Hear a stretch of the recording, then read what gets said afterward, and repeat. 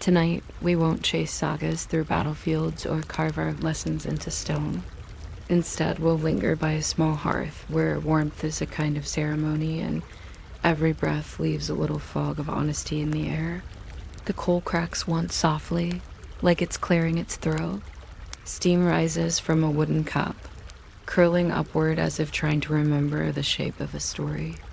Out here, where winter rehearses eternity, people learn that talk should wait until the first curl of heat appears. The fire teaches patience, the cup teaches listening.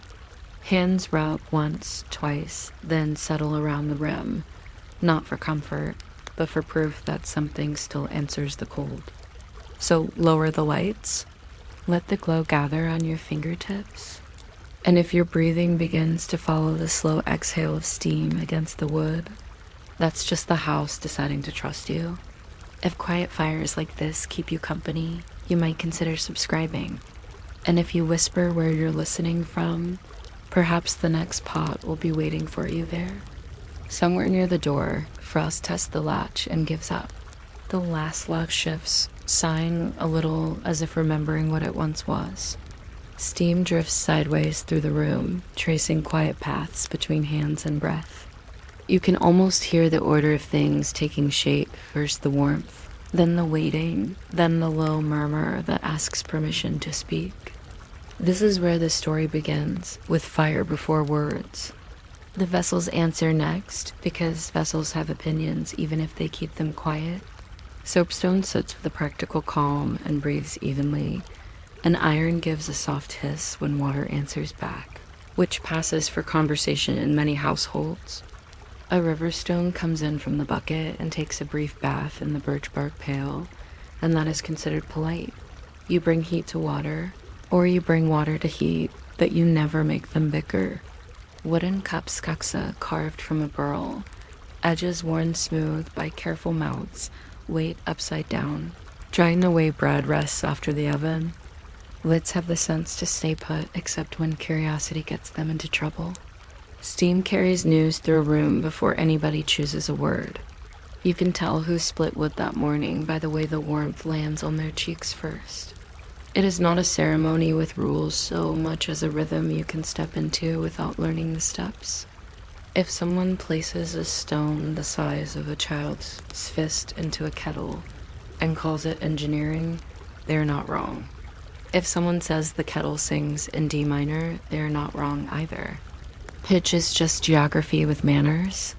You may notice that nobody is measuring minutes, and yet the brew always arrives on time, which is one of those northern paradoxes that bothers no one. What lands in the cup is not the point, and also it is exactly the point. Needles from pine lean into the water and give it a bright, sour green comfort that understands long winters and does not judge them. Juniper offers a crisp edge with ideas about clearing fog from both air and head, while bog myrtle brings an old-fashioned bitterness that pretends to be stern and ends up kind. Birch bark shavings soften the whole thought like a good friend who edits your letter but keeps your voice. Yarrow is added in a whisper. Meadowsweet follows as if rounding a corner, and the kettle pretends it didn't notice the guests arriving late. Nothing is boiled to death. There is a rule, more hunch really, that says heat should be high enough to listen, but not so high it interrupts.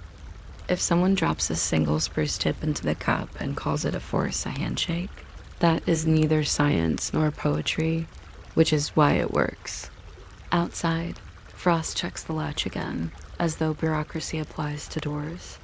Inside, someone grins at the smell and says it reminds them of washing wool in a clean stream, which is not accurate, but is also not wrong. Other cups prefer a heavier comfort and do not apologize. Warm wort from a malt mash steadies hands between chores, even when the chore is only thinking about the next chore. Whey safe from Skyer wants a little spice, and honey will always volunteer to sit near a cough. You can stir until the cough gets bored and leaves. A spoon of honey will smooth a cup the way a calm parent smooths a quarrel, with patience and a plan to do it again later.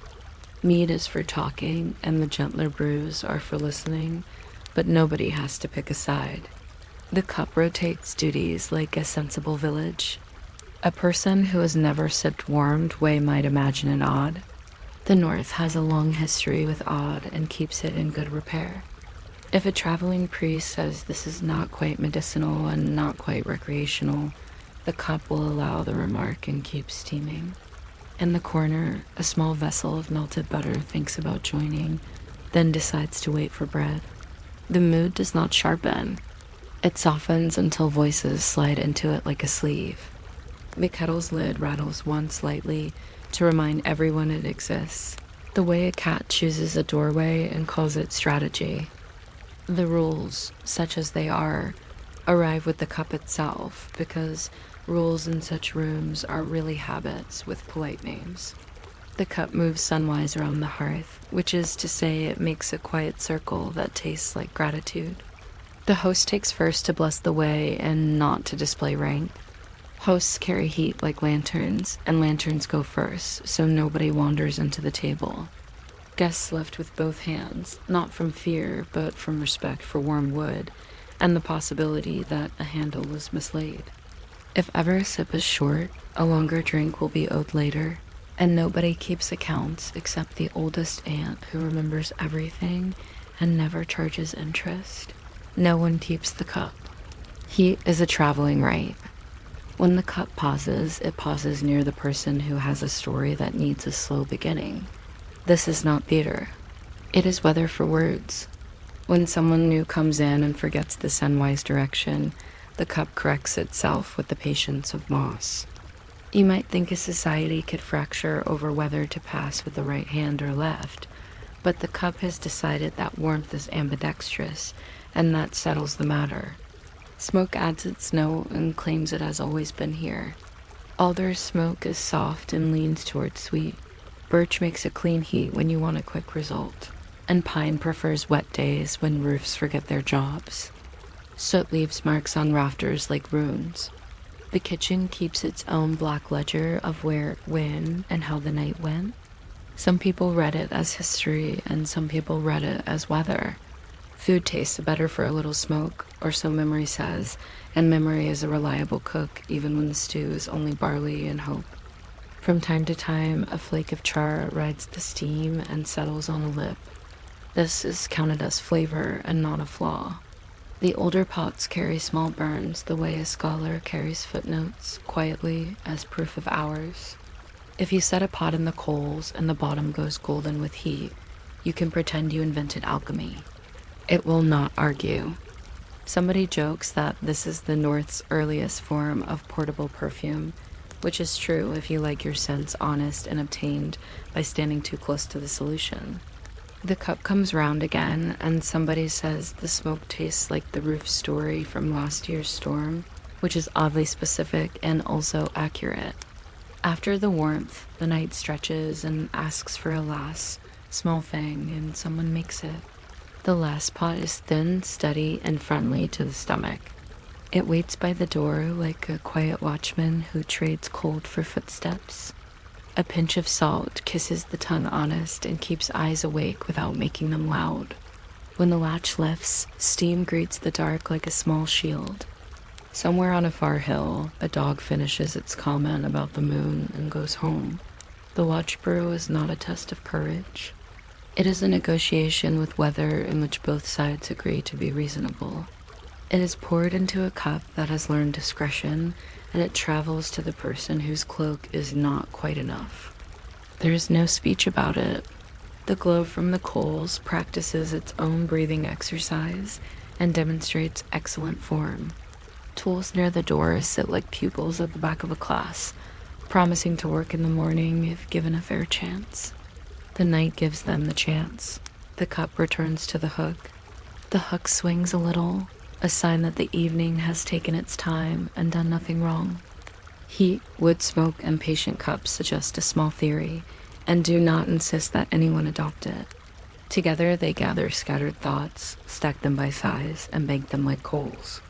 Morning will borrow the leftover heat and call it strength. The ledger of soot will add a new line and a nearly invisible hand. Somewhere the stone from the bucket cools and remembers the river. Someone says that passing a cup sunwise was never about superstition. It was geography disguised as courtesy, the map of a room turned into a circle. Someone else remarks that warming whey was a technology that refused to brag, and mead was conversation that learned to sit down. If you look at an old kuksa and see a thumb-worn groove, you are looking at time that agreed to take the long way around. The kettle rests, the lid settles. The handle thinks better of creaking. Outside, frost gives the latch a final audit and signs off on the night.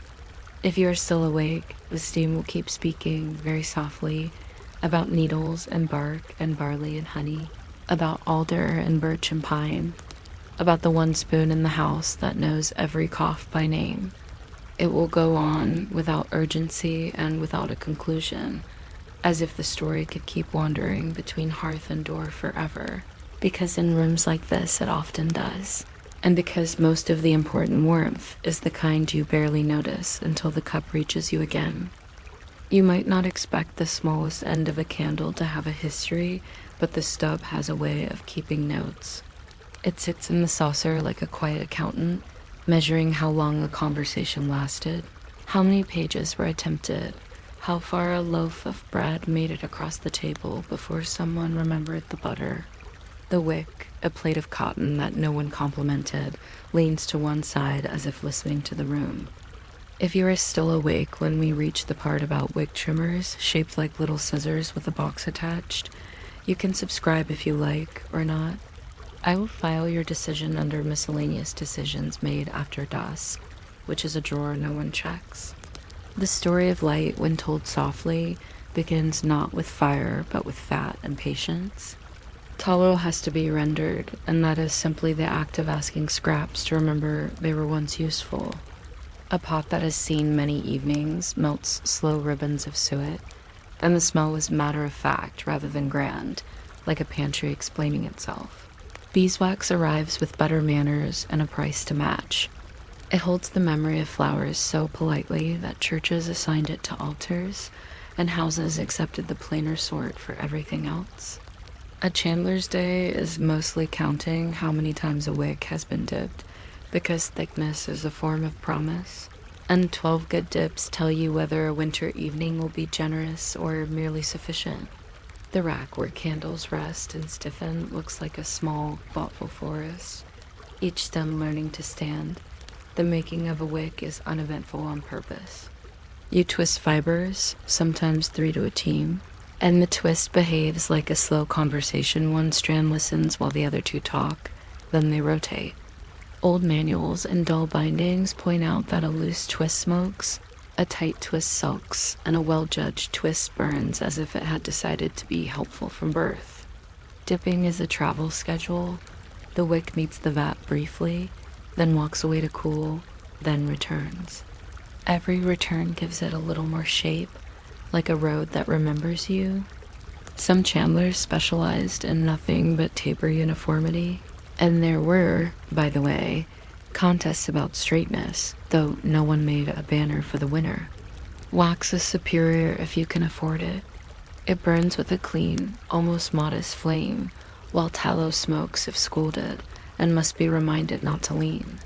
This is not the stuff of epics. This is the stuff that lets epics be read without eye strain. A house ledger might list 2 dozen sixes, meaning candles intended to last 6 to the pound, and the arithmetic is comfortingly dull. Thicker for winter, thinner for summer, emergency stubs for when the guests have opinions. Somewhere on a shelf, a mold of tin with 12 little tulip-shaped cups waits for poured wax like a row of spoons waiting to be useful. The molds were a step up from dipping a little industrial, a little proud, and they produced candles that dressed a table in a neater way, the way a pressed shirt behaves differently from a shirt that's simply dried in the wind. People talk about illumination as if the flame did all the work, but the wick trimmer deserves its pension. It looks like a pair of small shears with a box attached to catch the char, and its name in inventories is often snuffer or doubter and affectionate. Disagreement about what exactly is being done. Wick's mushroom. That is the word, with no apology, when carbon gathers in a cap that makes the flame argue with itself. You trim that, and the light steadies like a person who has decided to answer a question properly. A careful reader does it without looking, and the tiny clip of coal falls into the snuffer's box like an idea you might consider later. So it climbs anyway. Rafters keep their secret map in pale gray lines, the story of every winter told as a diagram that no one needs to interpret. Enter the hand that minds the spill, the narrow twist of paper or sliver of wood used to borrow fire for a moment, to light a second candle without tilting the first into trouble. That same hand taps ash from the tinderbox, where flint and steel and a piece of charcloth wait with the patience of tools that know they are inevitable. Sulfur matches, when they arrive, carry a faint brag about convenience and smell faintly of sermons about progress. The box says friction, the tongue says eggs, and both are correct. None of this is dramatic. It is the liturgy of small competence. No one wants to be exciting. Rushlights are the cousins who show up in work clothes. A dried rush, shaved to expose the pith, is dipped in tallow and set in a clamp that bites just enough to be affectionate. A rushlight burns down its length with the speed of a conversation about weather. It is not elegant, but it is honest, and it can be fed to the evening in segments, like a biscuit kept in a pocket. Housewives kept needles near the rush clamp to index recipes in a book that was not yet printed, only remembered. In cottages, a single rushlight measured the time between chores, and a boy was sent to cut more rushes when he was old enough to know reeds from trouble. Tallow dips, being what they are, smoke if nagged by a draft. So the neat trick is to turn your elbow into a windbreak while pretending you meant to do that anyway. Wax tapers, when given a moment in the hands of someone with nothing to prove, flicker politely when a door opens and then settle back without commentary. You might test your life's choices by walking across a room with a full candle and a brass stick. If the flame holds steady, you are currently doing fine. If it gutters, shut the door gently and try again. Light is a balance between air and appetite, and the balance is reached most successfully when no one explains it out loud. There are rules about light that present themselves as customs, so no one has to argue. In some ends, a traveler is charged by the candle, and each inch that disappears tells the ledger a small lie about appetite, because people talk longer when they think the night is on sale. In kitchens, the cook sets the candle by the salt so the shadow falls the other way on the chopping board, a trick about angles that gets passed along like a family joke. In workshops, the master keeps a separate candle for measuring glue's temper, because glue is moody and needs a timer that does not care about minutes. Candle clocks, punched with little nails at the hours, mark time by the soft thud of pins dropping into a tin tray. If you are unreasonably fond of punctuality, this is your hour. The church keeps beeswax for the altar because smoke is impolite near God, though somehow acceptable near everyone else. Candlemas asks for leftover stubs to be returned for blessing and redistribution. The year's economy of light is tidied, and people go home pleased that their dignity and their small economies have been considered together. No one announces this as policy. The flame expresses it in a language absolutely everyone understands. More light here. Less light there, none wasted if possible. A candle auction is not about candles, which is exactly the sort of not quite irony the 17th century enjoyed. A small piece of candle is lit at the start of bidding for a property or a lease. When the stump reaches the pin that has been secretly inserted, the flame flattens and the last bid stands. It takes the dangerous excitement out of commerce and replaces it with a quiet attention to melting. A child who watches both the bidders and the wick believes the world runs on molten decisions, and for that hour the child is correct. Elsewhere, a sheriff posts notices till candle lighting, which is not precise. But no one who matters is measuring. Guild records from wax chandlers read like weather, shipments of wax, barrels of tallow, a fine for adulterating product with something that should have been dinner. The city knew the difference between a candle fit for singing and a candle fit for sweeping, and the fines preserved the choir from unhelpful aromas. At home, the snuffer sits with the poker and the small broom by the hearth, tools that do not argue and are rarely thanked. Some households kept a dedicated brass cone on a chain to suffocate a flame at bedtime, a slow, gentle coo that leaves no smoke. Children are told not to blow out a candle because breath is untidy.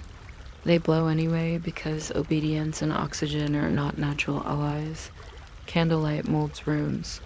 It pulls people inward and makes a bowl out of a table, a ship out of a room, a harbor out of a corner with two chairs that know each other. Books edge into the penumbra and emit sentences one at a time, which is a reasonable pace. Needlework accepts the bargain that some stitches will be stories more than straight lines. A. Checkerboard theorizes strategy until someone moves a piece without speaking, and the theory continues, but slightly smug. Faces become gentle in that way because details fall asleep first, and no one is obliged to perform. You can see the groove worn in a candlestick where a thumb rested during a long talk that decided nothing and rescued everything. Light blooms. Darkness organizes itself elsewhere and becomes useful as background. Windows reflect the room back to itself, a practice mirror for behaving kindly. A cat's pupils widen until the cat realizes it is an indoor scholar and returns to auditing the embers. The hour when logs are turned is called nothing official, but everyone recognizes it. A soft shifting in the chair, a murmur about putting the kettle on, the wick trimmed once as a courtesy to patience. The end of a candle's life is not the end of its career. Stubs are swept into a box that smells of thrift and faint smoke, the kind of smell respectable pocketbooks prefer. There is a trade in these ends. Beadles collect them from pews after services, innkeepers save them from common rooms, and chandlers buy them back to melt into new beginnings. It is all circular and dull in the comforting way circles are. A bookbindery will accept a little wax for thread and for glue that needs stiff conviction. A cobbler looks at tallow as an opinionated polish and is not wrong. A poor student calls a stub one chapter, or optimistically two, and the stub cooperates if the sentences do not argue. A letter sealed with a puddle from a remnant suggests a kind of modesty that vaults have always admired. The stamp in the cooling wax records a coat of arms, or a vegetable, or a motto about persevering through breadlines. The soffit above a desk blackens in polite increments, a calendar no one intended. In some towns, a winter's worth of tallow scraps renders to a spring's worth of soap, and the cycle turns on itself in that practical way economies prefer when no king is watching. There is a bedtime etiquette to light because flame enjoys courtesy. Do not take a candle directly to bed. Your bed is made of agreements with fields and geese and flax, and agreements like that are flammable. Use a rushlight or inexpensive houses, a night taper with a nervous confidence, then snuff it with a brass cone like a dot at the end of a sentence. The candle box slides into its place on the shelf. The tinderbox welcomes the flint back with a soft scrape of metal that has its own lullaby. People speak in the lowered key of rooms that are putting chairs to sleep. A final stub is pressed briefly along the seam of a window to soften a draft, which may or may not help, but the gesture pleases both window and person. Someone hangs the snuffer on its hook and forgets which ancestor installed the hook. The hook remembers and says nothing. The house smells like decisions not to be made until morning. Boots lean in fellowship, laces unambitious. The last remark of the night is often, "Are we good?" To which the candle says nothing, a perfect answer. To say that a candle measured time is only almost wrong. Yes, there were marks on certain candles for the hour, and pins that fell, and notices that expired at candle lighting, but most of the measuring was social, the kind that estimates how long a story will be by how far the wax has traveled down the stick. A scholar knows that a particular chapter of law is worth 2 fingers of wax, and a certain sermon exactly 1.5 and no more. A ledger clerk knows an overdue account needs the expense of a thicker taper. A child knows that the promise after the candle means the game ends soon. In coastal towns, a lantern is set in a window for husbands at sea, and the rule is the same, but larger. The flame stands for someone else's attention somewhere else. Lighthouses eat whale oil or colza in quantities that sound like a mayor bragging after dinner. Meanwhile, at home, the flame on the table argues softly with the draft and wins. It is all one practice in different hats. Governors pass ordinances about nighttime carry of lights and the responsibility for fires, and those ordinances are boring in the way safety is noble. The law telling you to put your candle out before bed is a statement of love written by someone with a quill and a bell that says peace is quiet and prefers to remain so. The stub we began with finally meets its saucer with the straightforward honesty of an ending that is also logistics. It puddles slightly, and the puddle cools into a small coin no one will spend, which is the nearest we get to poetry that accounts can accept. Fingers press the last bit into the box with the other last bits, and the box closes with the soft grammar of a lid that knows its subject. The wick's charred crown is pinched and falls to the snuffer's little coffin, where it joins a museum of tiny hats. On the table, a faint ring of wax becomes one of those domestic ruins future archaeologists will overinterpret. They will call it ritual, and they will be right, because many useful things are rituals once you stop expecting trumpets. If you are awake enough to wonder whether a candle feels that it has failed because daylight replaces it without ceremony, you have stayed up too late. Better to listen to the whisper that is not a whisper. Melted wax telling you it has been many shapes in one room, that it has made the faces nearer, that it will be a new shape again, that it likes the way brass cools. The night stands patient as a chandler, and the dark is not punishment, only a material with other uses. The room banks its own glow the way coals bank theirs, and somewhere in some drawer, an inventory admits that there were 24 sixes last week, and 1.5 dozen now, and no one is alarmed. The last sound is the snuffer returning to its hook, and the last light is the small memory of where the hook is, and by then you are closer to. Sleep thinned accounting, and the candle has nothing left to teach except how to stop.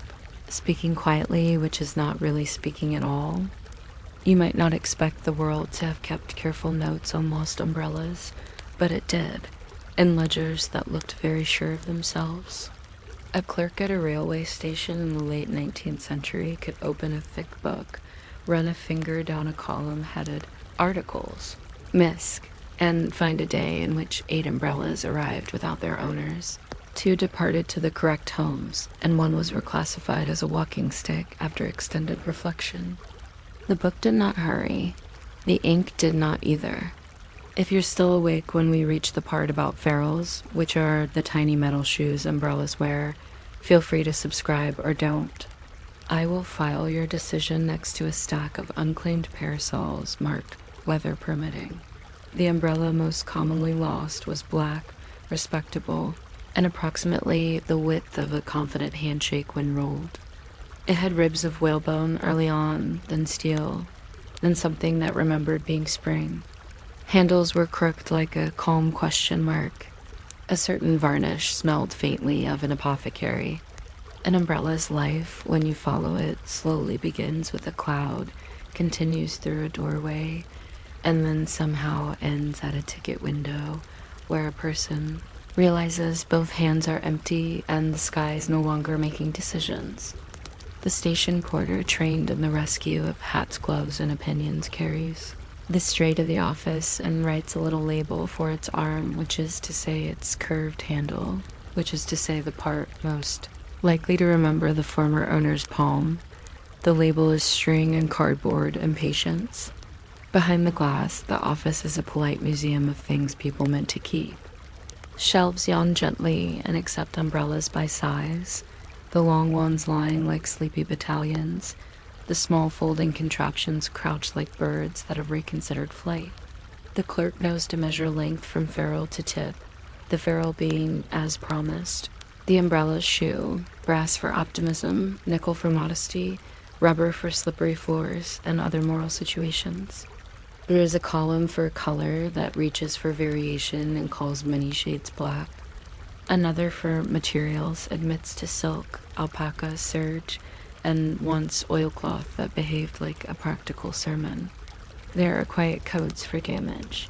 A bent rib means the day fought back. A missing tip means the world kept a souvenir. The ledger is not surprised by any of this. On the desk sits a device like a miniature guillotine, which is only a paper cutter, despite the rumors.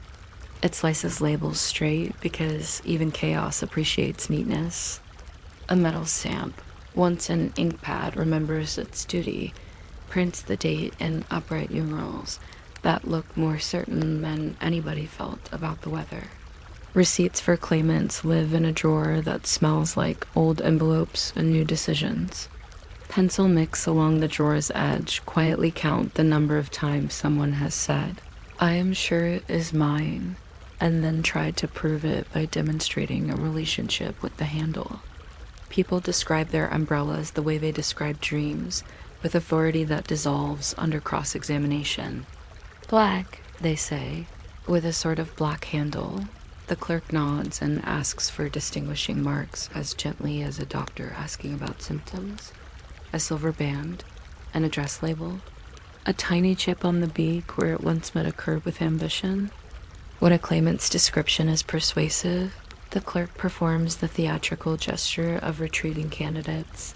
3 nearly identical umbrellas set side by side like witnesses. The owner's hand chooses accurately about as often as a cat respects paper maps. There was, in certain offices, a testing ritual, unfurling each umbrella not in the waiting room heaven forfend, but in a back corridor, because open umbrellas indoors were said to drill holes in luck. The corridor's ceiling features a faint constellation of raindrop dots from umbrellas rehearsing their first impressions. The office maintains a towel for such optimism and folds it exactly the same way each evening, as if tidiness could rescue the weather. When the correct umbrella is claimed, there is a receipt to sign, and the clerk reads the signature because handwriting reveals whether the person can be trusted to remember objects in general. This is not a role anybody wrote down. It is the kind of belief offices harvest for flavor. An umbrella, like a citizen, has parts that invite bureaucracy. The canopy of silk holds dye with dignity and dries like a thought that has decided to stay. At serge, it behaves like a schoolmaster's coat and disapproves of wind. Ribs are hinged with tiny rivets that feel like the black punctuation of weather. The stretchers make the geometry obedient. A small pen decides whether the whole thing opens enthusiastically or sulks. The notch ring is the little collar that keeps the ribs honest near the top, while the runner is the traveling cuff that rides up and down the shaft like a quiet elevator with 2 floors. Open, and we'll see.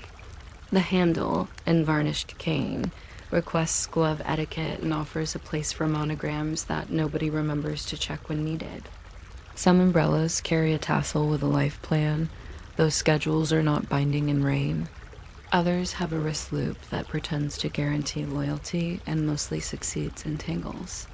When the office registers an umbrella with a broken spring, it notes refuses to stay, which is a diagnosis applicable to more than umbrellas. The truly modern folding model has a personality that encouraged confidence in the first 30 seconds and requests maintenance forever after.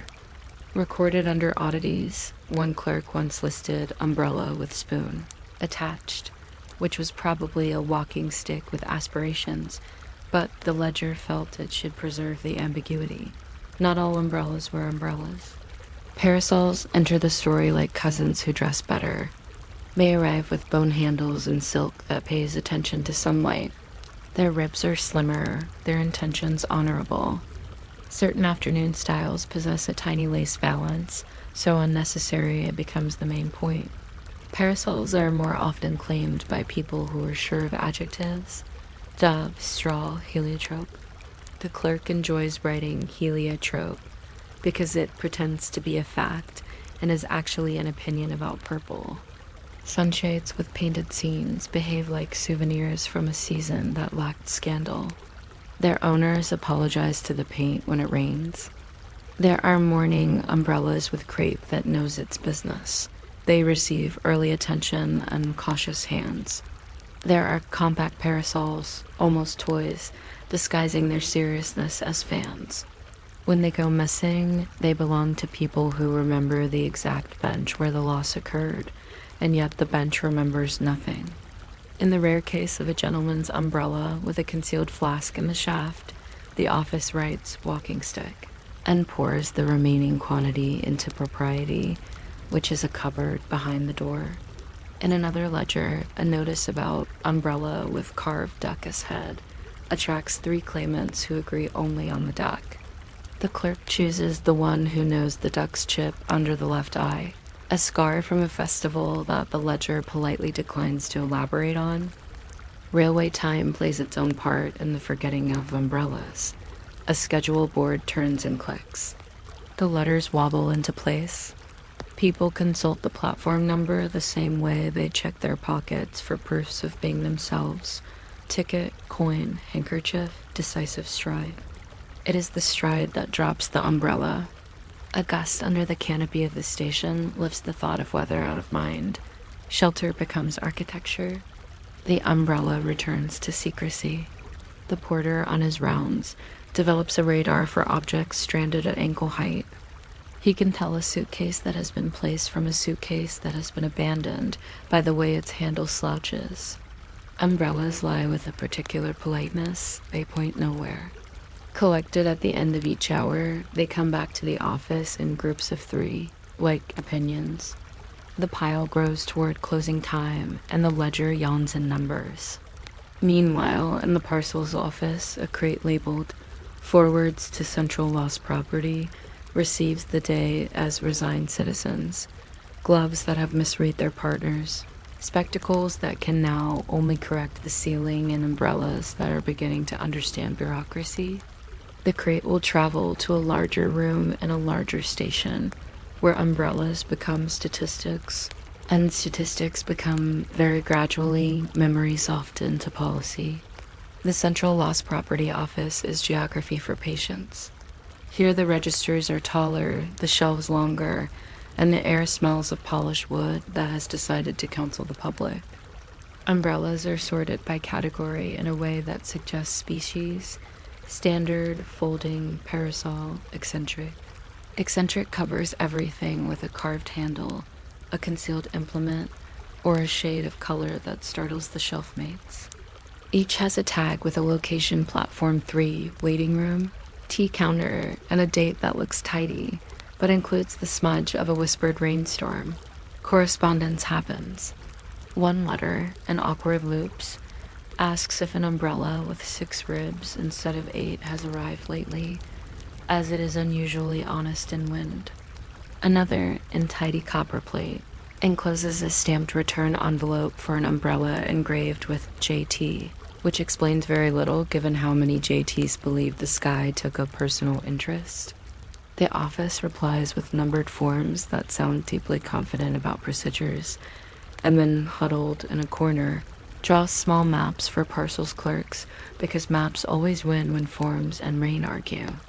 A policy pinned to the wall announces that unclaimed items after a stated period may be sold for the benefit of something civic and improving.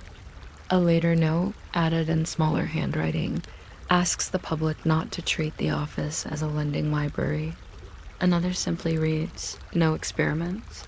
Sales of unclaimed umbrellas are as sleepy as commerce can manage. A long table receives its bushel of resigned canopies, and a bell invites the public, which arrives not in a rush, but in a gentle tide made of people who like bargains and weather that provides them. The clerk does not call it an auction because voices stay low. Prices are written on tags and fractions that suggest mathematics in the back room. Someone tries to open a stubborn specimen and treats the lock with the sort of romantic patience that will later be misapplied to clocks. Another person, testing a handle, learns too much about varnish. There is always one umbrella that looks disappointing outdoors and charming indoors, which is a lesson about expectations that nobody records. Money changes hands without anecdotes. The ledger receives noting lines. Umbrella, black stout. Umbrella, silk, one tip missing. Parasol, eccentric. All disposed. The office feels lighter briefly, like a shelf that has learned to exhale. Occasionally, a former owner appears a day late and describes their umbrella with the accuracy of a botanist. The clerk is kind, which is the only policy that matters when weather and time have collaborated. A small sign lately added says, "If uncertain, sit," and there's a chair that makes good on the promise. There are quieter corners of this history where rain is not required. Households kept umbrella stands near doors, tall objects that pretended to be furniture and were. Some were shaped like statues holding hollow trees, others like geometry that had misplaced enthusiasm. They gathered sticks like a chorus line and dripped into trays that required periodic discussions about hygiene. The household inventory at year's end might list umbrellas 2, parasols 1, walking sticks 3, which tells you as much about the weather as about the house. A sense of what a person should carry while thinking. An umbrella mounted near a garden door became a seasonal instrument. Taken up to inspect beans, returned to encourage beans. Instructions to servants included the care of canopies, which mostly meant leaving them open to dry at a respectful angle so as not to teach mildew bad habits. Children used closed umbrellas as horses, and the household tolerated the exercise as long as tips were kept away from wallpaper. Makers affixed small labels inside the canopy with addresses written in the confident font of cities. A conscientious owner penciled a name, which often failed to survive weather and surprise. Some umbrellas inherited names without writing yours, mine, and, frequently, don't take that one. The handle's curve recorded partisanships the way spoons record tea. The modern umbrella, taught by springs and convenience, arrives with a button that promises to take part in conversations with the sky at a second's notice. The button keeps its promise loudly. The canopy blossoms like a well-rehearsed secret. Ribs snap to attention with the discipline of a parade that runs on caffeine. Closing the thing is a separate story involving leverage, humility, and a vague sense of gym membership. These umbrellas, compact and democratic, are left behind not only in stations, but in cafes, libraries, and shops that sell other umbrellas, which is an irony handled daily and without complaint. Lost property offices today keep their own versions of ledgers, digital, punctual, occasionally startled by how many items in a week can all be black, maybe navy, medium, and the same sentences occur. It's definitely mine. It has a small scratch. It knows me. The clerks, inheritors of dusty nobility, ask for distinguishing marks and find the marks are mostly weather. The world now favors nylon canopies, aluminum shafts, fiberglass ribs that refuse to be offended by wind, and handles molded to resemble ergonomic certainties. Still, the ferrule persists as a small shoe. Still, the tassel appears when fashion gets nostalgic. Still, rain applauds roofs and test windows, and the umbrella waits for the square of air that means lift. If you arrive at the end of this, it is not exactly the end, because umbrellas keep leaving and returning, and the ledgers keep drawing their steady lines. The story remains one of objects that escort us through weather and then try to find us again. A lost property office is a patient matchmaker.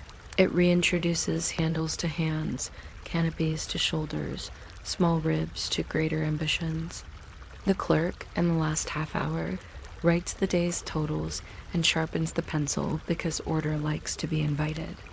A single unclaimed umbrella, recalcitrant and dry, leans in the corner like a note held longer than the rest. It will be here tomorrow and perhaps next week, and will either become a sale or develop. Under the clerk's care, a sense of belonging to the office itself. The string for labels is returned to its drawer, and the drawer closes with the soft sound that drawers use to keep households asleep. Outside, the sky clears itself like a throat that has decided to sing later. Inside, the umbrella shelves look briefly theatrical when the gas is turned down, then resume their ordinary audience posture. If you reawake enough to wonder how many umbrellas the world has mislaid and how many found their way home by recognizing a hand, there is no number both accurate and polite. Better to listen to the slow hinge of the door and the soft click of the lock, and to imagine a small crowd of canopies resting their ribs, folded like opinions that can wait until morning because they can, and because the last thing a room full of umbrellas wants to do is hurry anyone toward weather. You might not expect the quiet rectangle tucked into the back of a book to have a biography, but the date due card keeps one with surprising accuracy. It sits in its little paper pocket like a polite passport, collecting small decisions in ink, a day promised, a day renegotiated, a day that pretended not to see the weather. The earliest cards were not even cards, just penciled notes on fly leaves that looked like someone meant to erase them later and forgot. Then libraries discovered small pieces of sturdy paper were better at remembering on purpose. If you were still awake by the time we reach the debate over purple ink pads versus blue, you can subscribe if you like, or don't. I'll stamp your non-decision and slide it back in the pocket where it will map comfortably. A due date grid is a soft calendar that refuses drama. Columns wait without complaint. Boxes accept numbers with the serenity of a lighthouse counting waves. When the card fills, a new one arrives and tucks itself behind the old one with the modesty of a bookmark that knows it is not the story. The pocket itself is an envelope that stopped halfway, glued to a paste down by someone who learned the phrase even pressure and took it to heart. If the corner lifts, a careful hand rubs it down again, and the book sighs like a coat that has just been buttoned. Before the card came the book plate, which is how the book introduced itself to shelves. Ex Libris labels announce ownership in fonts that believed in themselves. Heraldic creatures holding scrolls, a motto about light, a pinnacone, a telescope, sometimes a goose because the donor liked geese. The accession number nearby is the book's birth certificate, written in figures that mean everything to a ledger and almost nothing to a person. Inks have personalities that the book keeps like faint perfumes. India ink explains permanence in a tone that suggests it will be offended if questioned. Iron Gall ink has history and opinions about parchment. Cheap aniline inks make brave promises until rain speaks. The library stamp round, municipal, capable of being thumblands on the title page with the balanced authority of a small planet taking orbit. Property of is not a threat. It is a lullaby for shelves. The card pocket, when it arrives, sits opposite the stamp like a second witness. In a drawer at the desk, blank cards wait in stacks that look like politely ambitious snow. The forms vary by century, lines, little boxes. Sometimes a diagram that implies time is 4 neat weeks stacked in a column. Time for the card agrees. The date stamp is a machine disguised as a toy, metal bands printed with months. Days and years, all looped on tiny wheels that ride a central axle with the dignity of a parade. The clerk's thumb nudges month to the front window, then day, then year. A choreography that develops a rhythm after 20 repetitions and achieves philosophy after 50. The ink pad sleeps in a tin with a hinged lid that clicks like a very small door. When awoken, it yields a square of midnight that refreshes the stamp's appetite. Too much ink and the date blurs into weather, too little and time looks tired. Clerks develop a touch that produces legible impressions, even on slightly glossy cards that pretend to resist. Misprints occur and are corrected with a second stamp at a respectful angle, which feels like a polite rehearsal for the same day.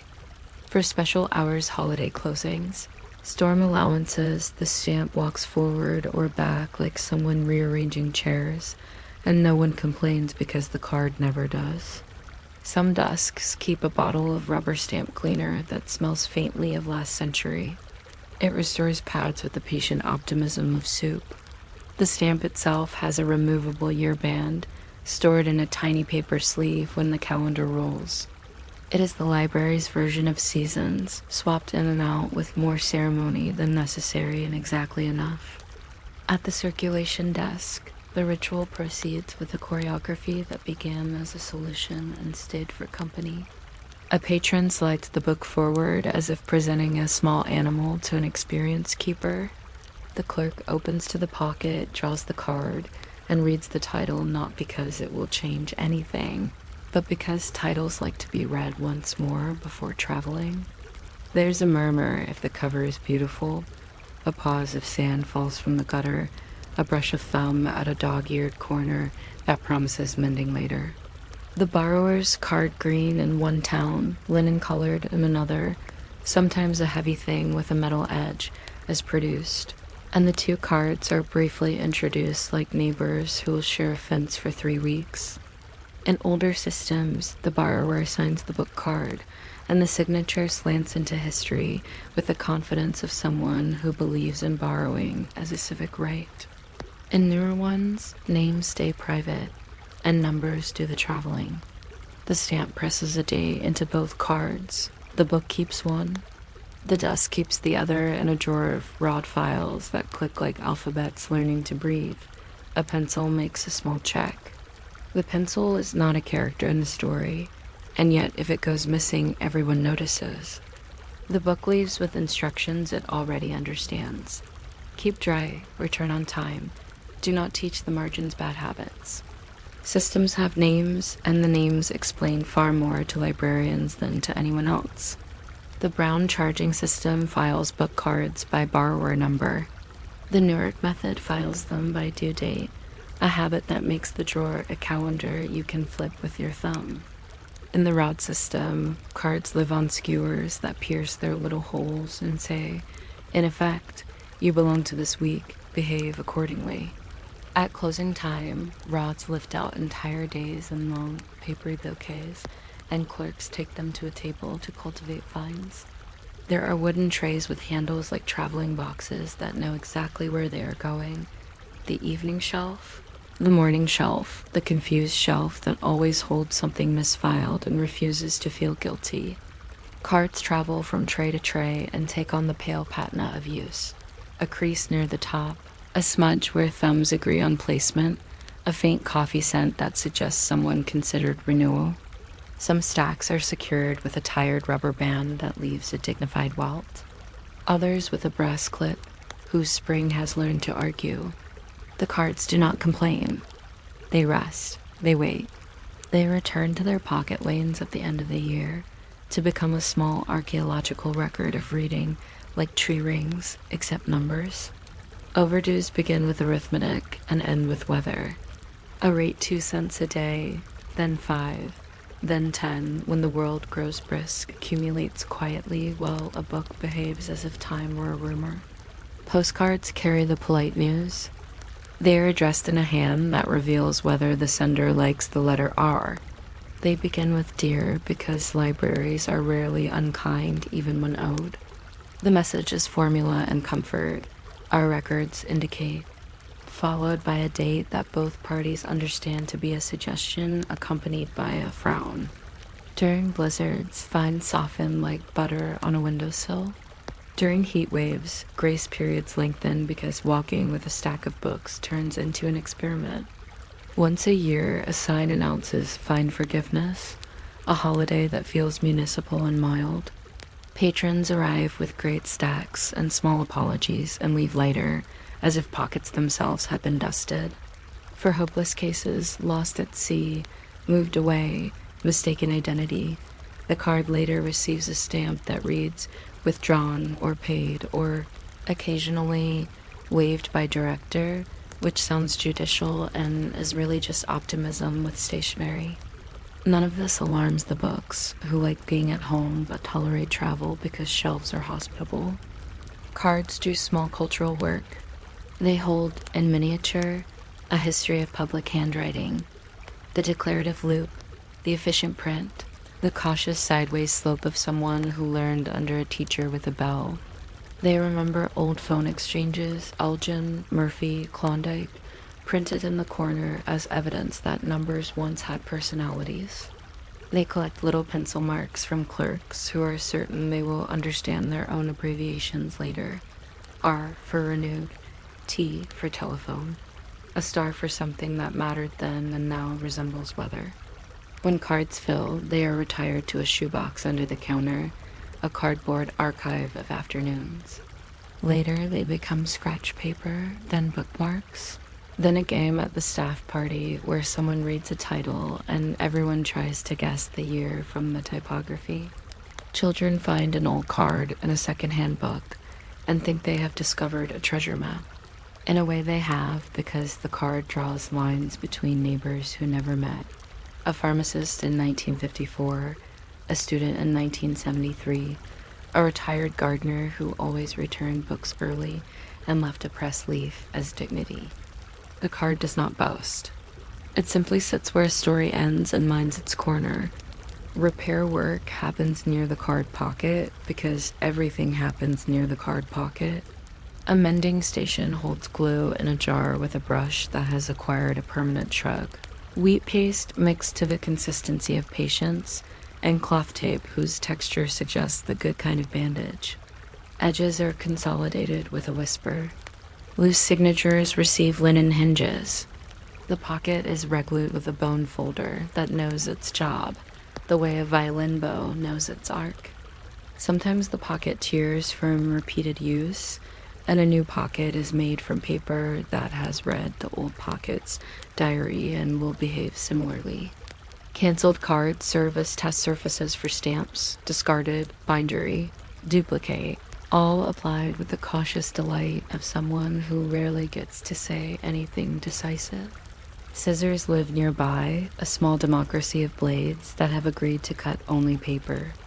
The repair ledger documents nothing that would alarm a novelist rebacked, recased, and paper replaced, and yet each line rescues an evening for someone who would prefer not to know about hinges at all. When the book returns to shelves, the pocket sits there as if nothing has happened, which is good manners. Meanwhile, the desk drawers keep artifacts of systems that worked well enough to be loved. There's a metal charge tray with alphabetical dividers whose tabs have softened into an agreeable roundness. There's a long, narrow pencil sharpened on both ends that has earned a retirement ceremony. A string-tied bundle of cards from the winter of 1968 rests beside a paper clip that thinks in Roman numerals. Someone taped a cheat sheet to the drawer bottom.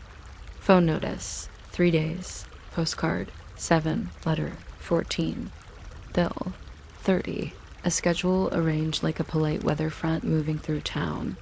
Patron cards retired for new barcodes have been stacked in a shoebox that once held holiday cookies.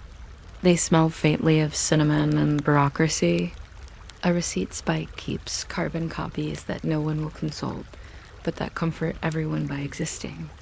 In the very back is a small bottle of gummed label reactivator with a cork. It looks trustworthy and is not, but time forgives it.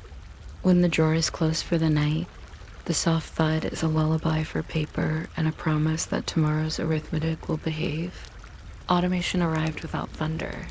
First came the plastic borrower cards with metal edge codes you could clack through a machine that said, "Thank you," in beeps. Then barcodes, which taught books to wear stripes. A scanner introduced itself with a small red line that looked like a cat as idea of authority. It read numbers perfectly, even if the book had been too near rain. The date due moved from a stamp to a small thermal printer that fed slender slips like noodles into the world. Some libraries kept stamping anyway because the sound belonged to the room. Others stared at self-check machines, square, confident, smiling in light blue, and surrendered because they liked the way people felt independent. The cards retired to a box marked former practice and did not complain. Later came RFID, which allowed a stack of books to register themselves like well-behaved students passing a doorway. The due date became an email with the subject line as calm as a librarian. Courtesy notice. It did remember to say please. But in an office upstairs, a shoebox still held old cards for reference, because it is sometimes comforting to put your thumb on a piece of time and feel its thickness. The geography of the pocket side of a book does little things to ours. A reader slides the card out with 2 fingers, sees a ladder of dates that stand like fence posts across decades, and pauses at a year that happens to be their own birth, or the summer they pretended to learn chess. The dates have no commentary and do not require any. They simply act as proof that a book had neighbors briefly, that it visited kitchens and buses and waiting rooms, and returned none the worse.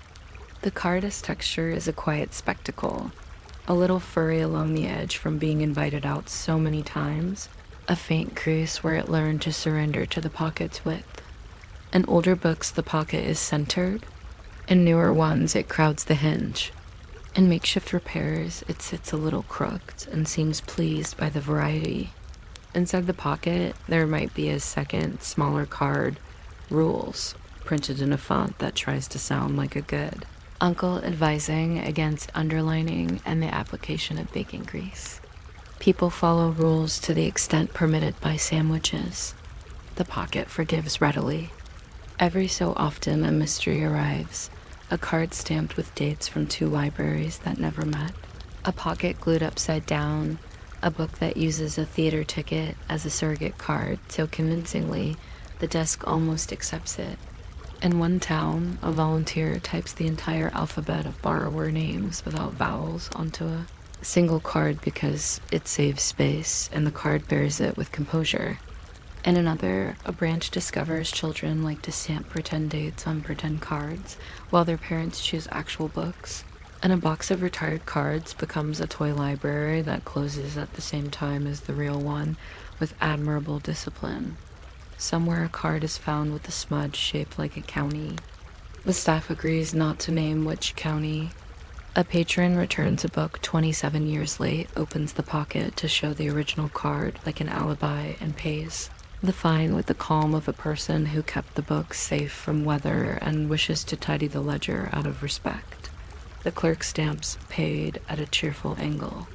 The card, having achieved minor fame, goes back into the shoebox and settles happily among other rectangles that have also seen more than one shelf. Night in a library sounds like wood practicing its vowels. The cards sleep.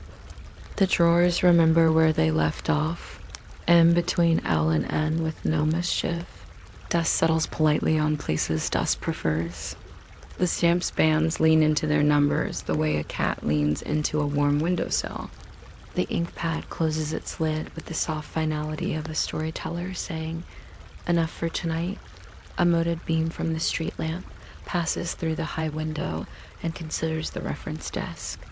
Then the card catalog that stayed, because it is furniture now. Then the returns bin, which always looks like a punctual suitcase. If you are awake at this hour and you tip a book gently to peek at its pocket, the card will not mind. It will show you a calendar that means nothing and is somehow soothing. A ladder of days that carried no drama and achieved their aim anyway. In the morning, the clerk will flip the stamp to the new date. The numbers will line up like a small parade, putting on their hats. The first reader will arrive with a question that does not trouble the card at all, and the book will go back into circulation wearing its pocket like a vest, with an inside pocket quietly useful, quietly proud. In the end, which is not really an end, only a pause, the date due card is a device for promising to bring something back in a world where many things do not. It is the library's soft handshake with weather and errands. It knows about snow boots and umbrellas left in stands and buses caught one stop too late. It recognizes the fingerprint of coffee and does not panic. When it fills, it yields to the next card, which is not a replacement so much as a cousin. Together, they make a small, papery biography of a book's friendships. If you are still listening, you can imagine the clerk placing the card in the pocket with a motion practice to the point of meditation, the stamp pressing a date that looks like any other date and is yours, the drawer closing with a precise little sound that shelves understand. The book goes with you like a polite guest who knows when to be quiet. The card waits in its pocket and thinks in boxes. And because it has learned the long manners of patience, it will be there when the book returns, and it will offer the next empty square without complaint.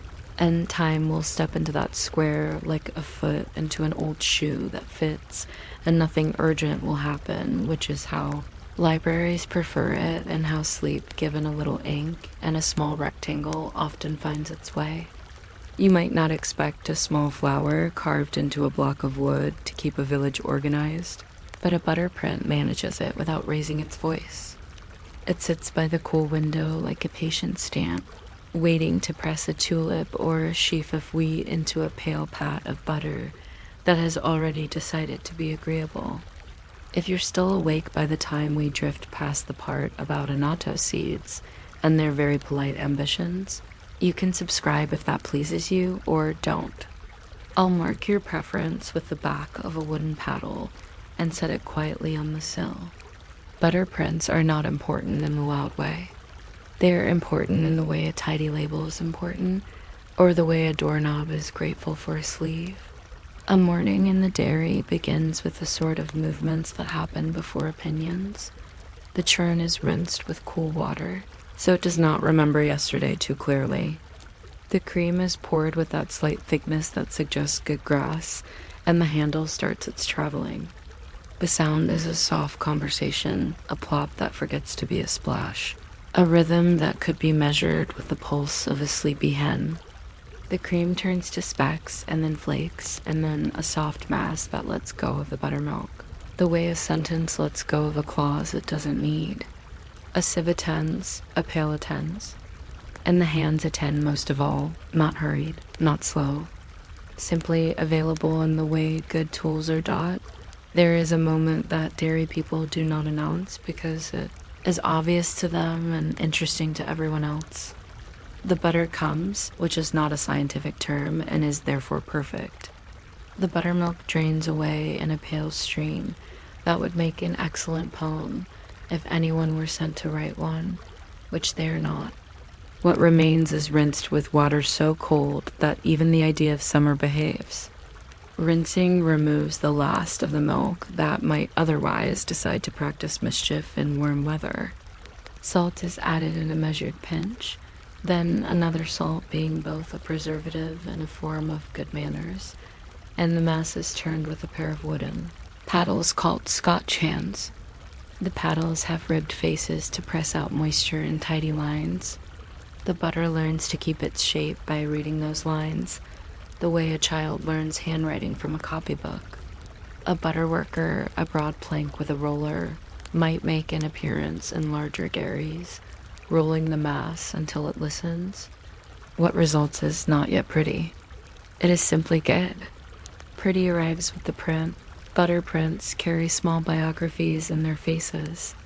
Some are round, some square, some shaped like little domes with handles worn into friendliness by decades of rinsing. The motifs are a local language that almost never needs translation. Tulip means spring arrived on time. Wheat means the fields contributed their patience. Pineapple, which did not belong to anyone's field, means hospitality by rumor and appears because carvers liked the geometry. Cows appear and look calm, which is accurate. A star promises neatness. A heart is a message and a marketing plan. Carvers sign their work lightly along the edge, if they signed at all. Most left it to the pattern to introduce them. The print is dipped in cold water, shaken once, then pressed into the butter with the kind of steady certainty that suggests the pressing has been practiced every day since the parish learned to spell. Up comes the mold, and there on the pat is a tulip you could almost water. The dairy sets the pat on a plank and makes another, each identical enough to be family and different enough to be interesting in markets. The print does the quiet work of trust. A stall with 15 pats, each stamped with the same wheat sheaf, tells the buyer this butter came from the same churn, the same pasture, the same habit of salt. A larger quantity travels in tubs called firkins, small barrels of roughly 9 gallons, and those too carry marks, not the dainty tulip, but a brand burned into the wood, so warehouses. And ships can tell one tub from another without asking. A careful seller lines a firkin with brine-soaked cloth, then layers butter in cool slabs, salt between layers like a phrase repeated for luck. There were rules about weights and sensible towns pound rolls, expected to be a pound. Not a persuasive conversation, but the print remained the local certifier. The clerk at the market noted tulip, thistle, or star along with quantities, as if cataloging constellations, and the ledger felt calmer for it. If 2 dairies shared a motif, one added a border of dots or a tiny leaf in the corner, which is how you get the pleasant knowledge that people will solve even small problems with ornament rather than noise. Color has its own sleepy argument. Summer butter is a deeper yellow because cows have been eating ideas out of meadows, marigolds, clover, everything with a bright opinion, while winter butter inherits the careful, paler thoughts of hay. Households that preferred consistency leaned on annatto, a seed the color of late afternoon that you soak and stir into the cream until the butter and the calendar agree. Some used carrot juice for a gentler hue, which worked and left a whisper of garden at the edge of the taste. There were sermons about honesty of color and counter-sermons about the aesthetics of table settings. All these debates stayed in kitchens and reached the dining room only as an impression that the butter looked cheerful. Prints do interesting things to light on the table. The ridges hold shadows, the central motif gathers a little gloss, and a pat sits there with the quiet self-respect of a well-made sentence. Guests sometimes ask about the design, and someone says, "Oh, it's our old pine, or the wheat, or the cow that looks like Aunt Elspeth," and the talk jogs along for a minute, then returns to the work of spreading. Storage is an art that attempts to make weather forget the house exists. The pantry is cool, not because it tries, but because it was built as a persuasion to summer. Earthen crocks keep temper. Cellars offer a kind of negative sunshine that butter appreciates. In certain kitchens, there is a butter bell, a small upside-down cup that seals the butter and water so air cannot practice mischief. And it looks so confident in its physics that even skeptical uncles approve. Cloth covers are rinsed and wrung. Boards are scalded and dried. The print itself lives in cold water because dry wood in a dairy forgets how to be friendly. Every few days, the print is scrubbed with salt and a brush that does not mind detail. Old prints with deep cuts collect stories as well as butter, and careful hands negotiate both. When the weather goes too far, butter pretends to be stoic and sometimes slides. The print is sympathetic and tries again. A failed impression is not a crisis. It is an invitation to press once more, slightly slower, as if the butter simply wanted to be asked with decorum. Etiquette grows wherever objects acquire personality. At a table with a printed pat, guests take from the edge, so the motif remains visible after supper, a little gallery persisting amid crumbs. In some houses, the first slice preserves the tulip. In others, it is considered impolite to leave the flower only half a flower, so the first brave person bisects it and then everyone relaxes. Butter knives are given a role that looks ceremonial and is really practical. They prevent gouges. The hostess, in old descriptions that sound like embroidery, turns the pat a quarter turn after each serving so the design is displayed anew, which accomplishes absolutely nothing and is therefore charming. Children like the prince, of course. A perfectly stamped sheaf interrupts arguments among cousins better than mornings do.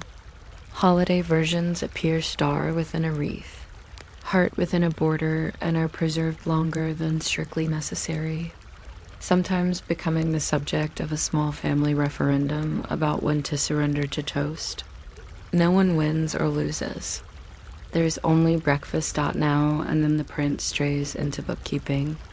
Dairy selling to inns keep patterns as brands, and the innkeeper mentions send 6 sweet sheaf on Thursday, which is enough for everyone involved. In lean months, the ledger acquires a second column for buttermilk, sold in jugs that travel faster than you'd expect. The print has nothing to do with this and watches kindly as the day solves itself. Recipes mention the Scotch hand as if they, too, needed feeding. Work lightly with the hands until the water is clear, which is like being instructed to hum until the room agrees. In some regions, butter molds take on shapes that wander towards sculpture. A lamb for spring, a castle for a banquet, quite serious architecture you can spread on bread. And the print proper regards these cousins fondly but does not imitate them. Its job is the daily stamp, not the parade float. A traveler buys a butter print in a market the way one buys a spoon, as a practical souvenir that turns out to be a biography of a region. The tulip in the valley is not the tulip on the coast. The wheathead in the north has learned a slightly different geometry. A carver in the south uses a center dot that other carvers ignore. It all matters exactly enough dot machines arrive the way clouds arrive, gradually, then suddenly, then as background. Cream separators turn spinning into a household word. Churns acquire cranks that make sensible use of elbows. Butter workers are rolled by a handle you can't help admiring for its commitment to circles. With industry comes paper, printed wrappers that announce weight and maker and sometimes include a little drawing of a cow that looks as if it is thinking about bookkeeping. The hand-carved print does not retire. It reduces its hours. It stamps pats for home tables and for local fairs where everything is judged for neatness with neighborly severity. At such fairs, the judge turns a pat to see the depth of the impression, the cleanliness of the edge, the good behavior of salt. A ribbon might be pinned to the crock. The butter, untroubled, continues to be butter. In city shops, a stamped pat in a glass case looks like a historical reenactment and sells to people who have just remembered that toast improves with small news from the past. On holidays, the old print is fetched down from the hook and admired aloud, which is all it ever wanted. When prints are repaired, the work is tiny and satisfying. A split handle accepts a wedge of new wood and a band of linen glue that smells faintly of flour and patience. A dull pattern gets a cautious pass with a carver's V-tool, just enough to sharpen the leaf's edge without teaching it to shout. The print soaks in salt water overnight to lift the fat from its corners. In the morning, it looks exactly the same and is declared improved. There are collections now drawers of prints, labeled with towns and dates, and opening a drawer feels like shaking hands with a polite crowd. Museums write captions. The prints accept the attention the way cows accept bells. You can still buy a new one, turned on a lathe, laser cut if you like the future, or carved by a person who would rather not, and all of them will make the same. Small command to butter. Be particular, be cheerful, be a pattern someone can recognize at a glance. This is branding in its kindest clothes. The day in the dairy ends the way it started, with rinsing and a small report to silence. The paddles rest on their nail. The churn leans in the corner like a stout uncle who has earned his share. The print sits in its bowl of water, the motif looking up at the ceiling as if counting beams. On the windowsill, the last pat breathes a little, holding its flowers steady, and the room smells like clean wood and a steadiness that might not have a word in any dictionary. Outside, the grass continues its work without asking for a ledger. Inside, a knife leans against a plate and pretends to be asleep. If you are still listening, you can imagine the bowl of cold water cooling another minute, the print taking its slow bath, the day's last slice removing a corner and leaving the tulip just enough intact to be recognized in the morning. Nothing requires attention. Everything has been attended to. It is possible, if you are awake with the kind of wakefulness that refuses to be impressed by big subjects, To think of butter prints as a language, the table speaks to the market and back again. A tiny tulip says this came from the dairy with the fence that needs painting. A star says the person who worked the salt is careful but not fussy. A cow says the children will stop quarreling for exactly 3 minutes, long enough to pass the bread. You do not need to remember any of this. The pattern will remember for you. Spread the corner and turn the pat a quarter turn for grace. Leave the print in its dish of water. In the morning, the churn will bless the room with its quiet workout. The Scotch hands will write their parallel lines. The buttermilk will borrow a jug and visit the next kitchen. And the print will press its little story into the day again. Not because anyone asked for a story, but because breakfast likes it. News gentle. Somewhere, a fair judge puts down a ribbon and washes a wooden stamp in a galvanized pail. And the pail rings with the sound small metals make when they remember their purpose. Somewhere else, a wrapper with a printed cow considers being folded into a lunchbox. The tulip waits, the wheat waits. The pineapple continues its odd career as hospitality explained by fruit. And sleep, finding no excitement here, lies down beside the butter dish, where the last light from the window turns the ridges into a soft weather map nobody has to read. You might not expect this small stick, notched with quiet seriousness, to have kept a kingdom's promises in order, but a tally stick did the job without ever learning to speak. It lived in drawers and bundles and sleeves of twine, or ledger, then twig, and it improved afternoons by giving arithmetic something to hold. The best tallies began as hazel, because hazel splits cleanly and behaves itself around steel. A clerk with sleeves rolled just so would choose a straight piece about the length of a handspan or a bit more, shave the bark to a pale obedience, and polish the surface with the same patience one gives to teaspoons after company. If you're still awake when we reach the part about how a broad notch meant a pound and a little scratch meant a penny, feel free to subscribe or don't. I'll mark your preference with a shallow groove near the top, which is the historical equivalent of a shrug. What matters for now is that the stick was not merely wood. It was an IOU shaped like a ruler that would never measure anything except remembering. Tally's grammar was cut rather than written. Clerks kept knives just sharp enough to be polite. The language of the cuts was agreed upon like the rules for standing in a queue. Big notch for a large sum, smaller notch for a smaller sum, a cluster of careful bites where the mathematics felt fidgety. Pounds took the deepest notch, as wide as the stick would gracefully allow. Shillings were narrower but not shy. Pence were a tidy nibble. And farthings were recorded in strokes, so light you could mistake them for daydreams. The clerk worked from the top down, because totals prefer altitudes. Between numbers, a spacing notch acted as a comma, a pause that allowed both wood and mind to breathe. Names and places were added in ink along the flat, from Thomas at Michaelmas to the sheriff for bridge repair, the sort of notes that make a civilization look like a household. The stick warmed under the hand the way a polite cat does, and in that warmth the notches took on the dignity of facts. There is a sound to good notching, a crisp little conversation between knife and hazel that stops exactly when it should.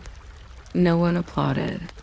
The stick understood applause would be a misuse of time dot, then the clever part, the split. The clerk set the knife at the top and coaxed the wood down its grain, so the tally became 2 long halves, each keeping exactly the same pattern of notches. It is worth pausing there. A number cut on one surface becomes 2 numbers by virtue of being shared. This was not symbolic. It was geometry on purpose. The halves were called stock and foil. The stock wider, bearing the thicker face, stayed, with the exchequer or with whoever did the lending. The foil narrower went with the payer or the borrower. Each half had the same notches, the same little step landscape, the same tiny arrangements of arithmetic. If anyone later tried to cheat, the grain would disagree. A false half would not sit back into the other like a page returning to its book. In a world where ink could be persuaded, wood was convincingly stubborn. You can see why quiet people liked this system. It made sense even if you disliked sums. The exchequer, which is just a pleasantly overconfident word for the place where money and promises meet, had a table covered in a checkered cloth, black and white squares like a chessboard that forgot about games and learned about columns. That cloth gave the place its name, which is a tidy example of furniture winning an argument. Clerks sat at the check table and balanced accounts with stocks lined up in bundles tied like sheaves. The room smelled of oak candles that had succeeded at their job earlier, and the particular dust that respects drawers. At Michaelmas and Easter dates that made sense to people who felt the year as a parish calendar sheriff's shuffled in with coin and coin-shaped intentions. The stick told the rest.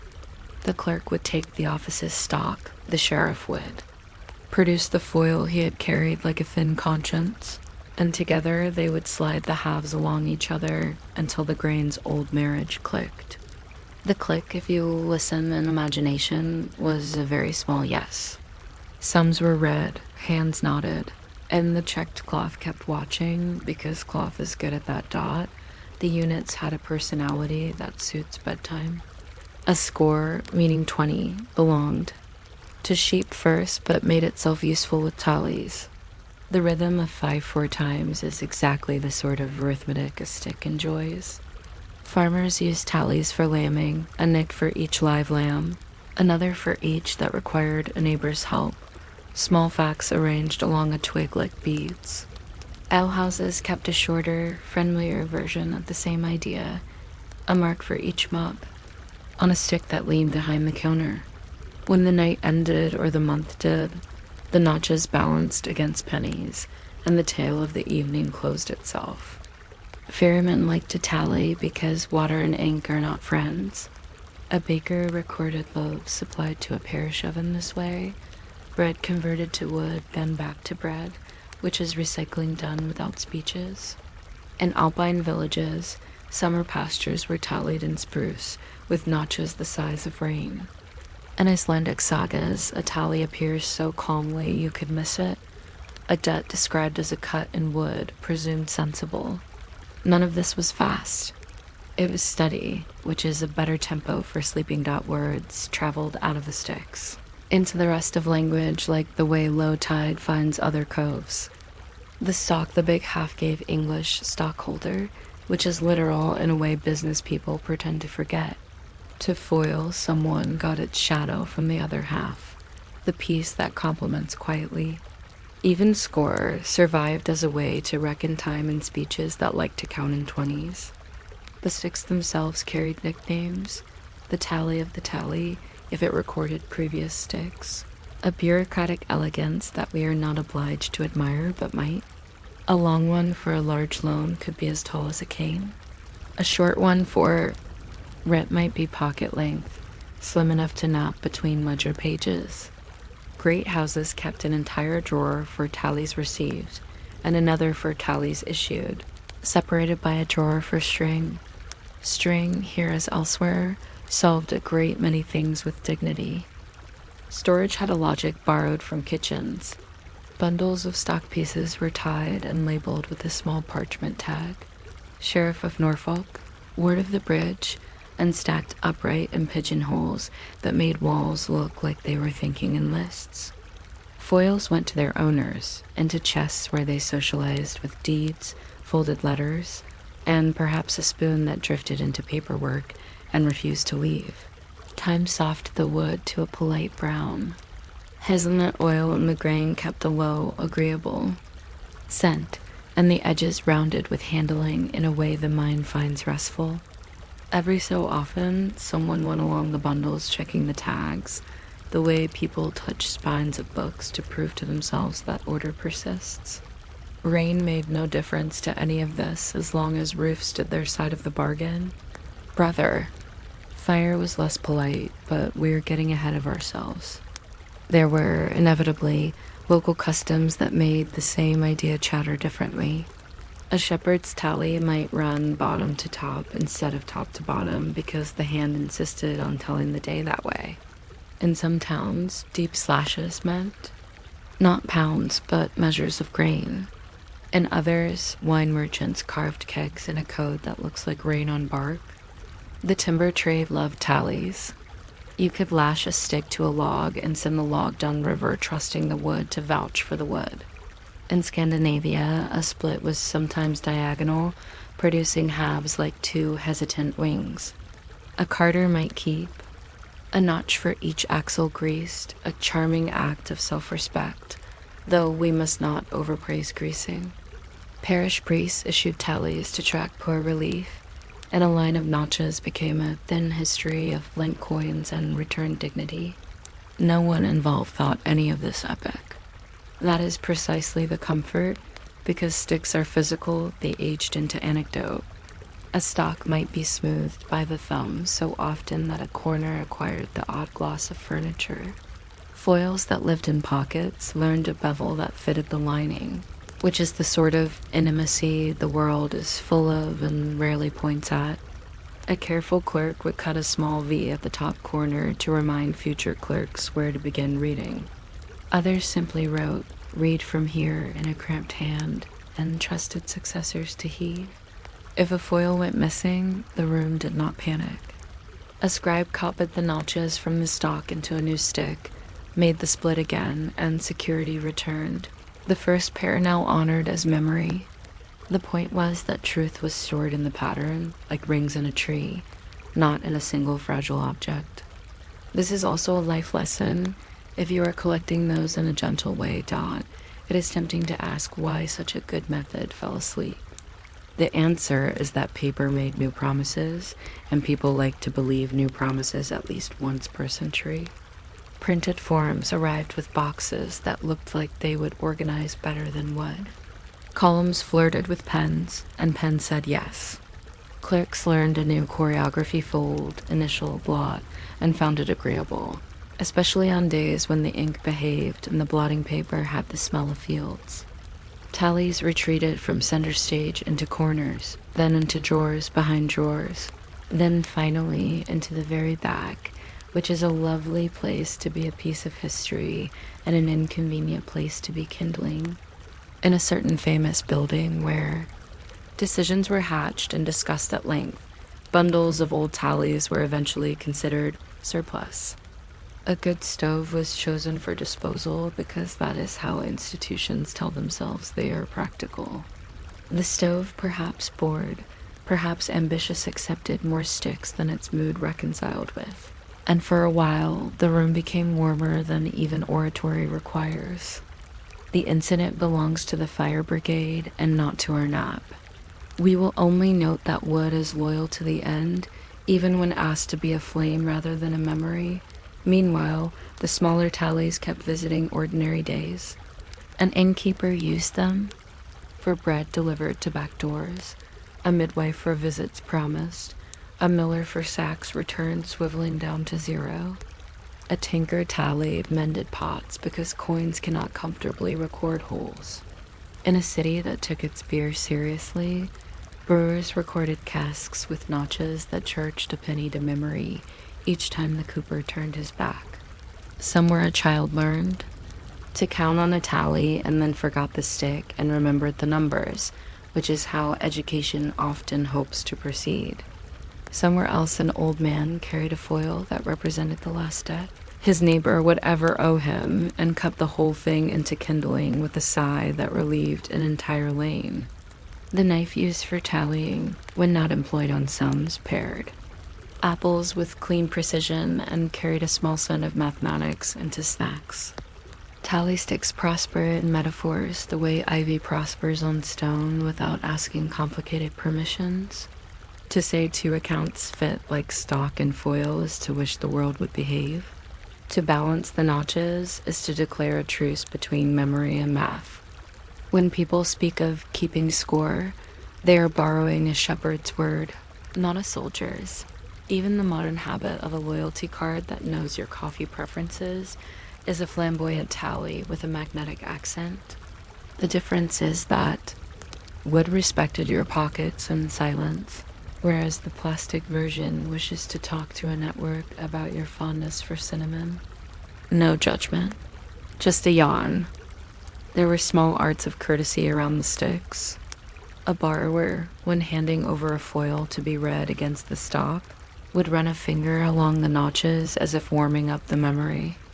The clerk, receiving, would align the tops in a gesture as old as combs. When both halves agreed, good news was not shouted. It was knotted toward and tied with string. String is an underpraised technology in all of this. It makes bundles temporary without making them arrogant. For long debts, a tiny parchment tag was attached like a cuff with the words, "Due at Lammas," or "Due when the bridge reopens," which is the sort of deadline that respects weather as a cosigner. In coastal towns, the salt air turned sticks polite gray. Inland, they stayed pale. In high barns, they darkened because smoke finds every story eventually. Tools surrounded the tally like furniture around a hearth. The scribe's knife had two moods, notch and trim. A sanding block the size of a biscuit smoothed splinters without changing anything vital. A little jar of ink kept names legible. Another of sand until blotting became fashionable set ink with the patience of desserts. The checked cloth on the table grew threadbare and was replaced with another check because the cloth was the point, even if nobody could fully explain why. A stool learned the exact shape of a clerk's day. A window admitted light that measured times for tea. If this is not history, I struggle to know what else qualifies Dot in the soft retirement of wood. Tallies found museums. Glass cases arranged them as if they were exotic bones from the animal called accountancy. Labels explained in tidy fonts what a child could understand by touching, that the halves match, that the grooves are numbers, that the whole thing is nearly silly and therefore resilient. Behind the glass, the sticks look rather pleased to be respected after centuries of doing their job under hats and in drawers. A curator wipes the case and rehearses a short speech for school groups. Hazel, notches, split, stock, and foil exchequer, click. Children press noses to glass and discover their reflection with extra stripes. A few museums keep an extra stick outside the case so that people can run fingers along the notches. The wood glows where the world has been gentle to it. This is the ideal end for a tool, neither buried nor bellowing, simply available. If you listen for it, tally logic still murmurs under paper and screens. Your favorite cafe's punch card grows its neat row of holes toward a free something, and you nod at each new hole as if it were a notch that smells faintly of espresso. A thrift store writes tiny pencil marks inside the cover of a book to show its price change as the weeks drift by. The marks are a sideways tally that respects erasers. A gardener plants beans along a stick and measures the season with laddered leaves. That, too, is arithmetic you can put a hand on. The world remains full of promises that prefer wood to noise. Even in offices where nothing is wooden except the desk a person swears they hate, someone ties documents with cotton tape and calls it closing, which is string in an excellent suit. The last useful thing a tally can teach is not about cheating less, or counting better, both good hobbies, but about making records that can be matched without argument. When stock and foil meet, they transform suspicion into furniture. The exhalation you hear when two halves fit is as close as bureaucracy gets to a lullaby. If you are still awake, imagine the clerk's hand setting the knife just so. The hazel accepting cuts with a willingness it appears to have studied. The careful split down the grain like a river choosing its bed, and the two pieces held together, briefly before they go their separate, companionable ways. Imagine a drawer labeled in a hand you almost recognize. Imagine the hiss of a checked cloth being shaken out in the morning. Then let it all be put back in the dark where paper sleeps and wood remembers to be quiet. The numbers will still be there tomorrow. The stick will still be itself. And you can let the last notch in your own day soften into a line that means enough. which it does very well without telling anyone. You might not expect the tiny sleeve at the end of a shoelace to have much to say for itself, but the aglet has kept shoes calm for centuries while declining to speak above a whisper. It sits there like a miniature pencil with no opinions, guiding a lace through a row of eyelets that have even fewer. And the whole arrangement decides how late or early a person will be without ever raising its voice. If you are still awake by the time we reach the part about cellulose acetate and why it thinks it's better than shellac, feel free to subscribe or don't. I will file your preference under incidental knots, which is a drawer that never rattles. The lace is a slow river, the eyelets are patient bridges, and the aglet is simply a boat with a very tidy prow. This is not a story with urgency. It is more like a long, well-behaved loop. Before the tip came the thread, which had to accept its destiny. Early laces were slender, twist-plied cords of flax or hemp, sometimes wool, sometimes leather thong cut with a steady hand that believed in straight lines. A cobbler or a lace maker would spin fibers until they agreed to behave as one, then wax the cord lightly so it remembered to be smooth. The ends frayed in small philosophical ways. People licked them, pinched them, and made a wish at the eyelids the way one does with needles and thread. Then some practical person slid a tiny metal ferrule over an end and pinned it shut with a tap, and the world felt itself suddenly improved. Bone and horn tried the job and did fine. Brass did better. Silver made a small entrance and then sensibly went home. The little sleeve permitted laces to pass through holes without conversation, and you could almost hear every boot in Europe relax at the same moment. In inventories, the aglet hardly appears because it is usually implied. Like air or good weather or a reliable door latch dot, the word arrives with a needle in its pocket. Aiguillette is the French for small needle, and the tip borrowed the sound the way a traveler borrows a hat.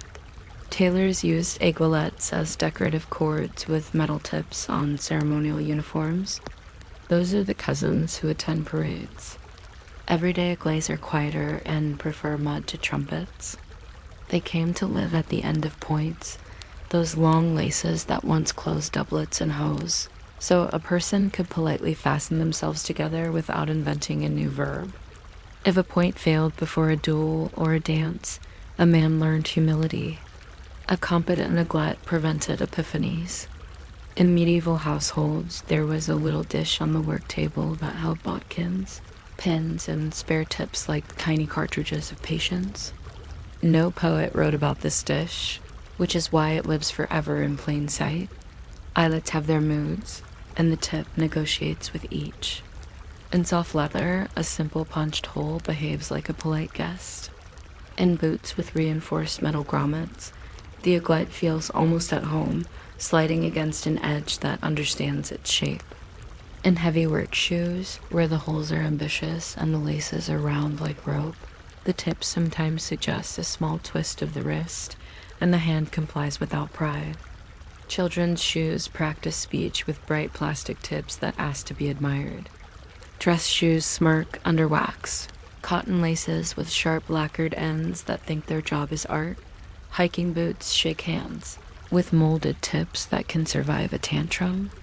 Skates and corsets have opinions about torque and keep them to themselves. If an egglet splits and the lace blooms into threads, the world becomes briefly ceremonial again as a person tries fire, scissors, glue, and resolve. A match flame smooths the fibers with the calm of a sunset. A pinch sets the shape. Order returns. The door can be locked out. Factories learn to make tips the way rain learns to find gutters. Early on, a worker with the soul of rhythm dipped cords into shellac and spun them against a warm metal die to set the cone. Later, machines nipped small metal sleeves, tinned brass, nickel-plated mild steel around ends with a tidy press of jaws. When plastics arrived like innovations in cheerful raincoats, cellulose acetate and then polyvinyl chloride took the job with a dance step. Heat, squeeze, cool.